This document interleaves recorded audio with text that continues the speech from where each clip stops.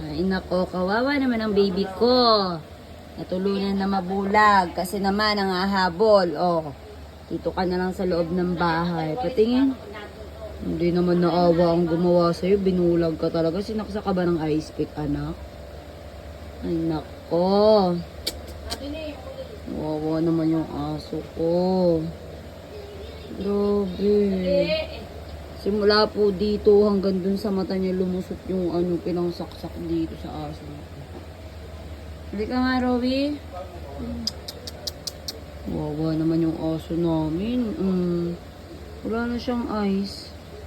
Kasi dito, simula dito sa yan, butas yan hanggang dito sa mata niya. Ay, naawa sa aso. Sana sinabihan niyo na lang akong itali.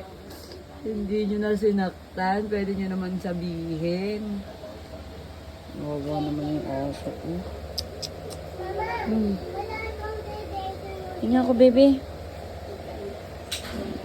Tingnan mo naman ginawa. Hindi kayo naawa sa aso.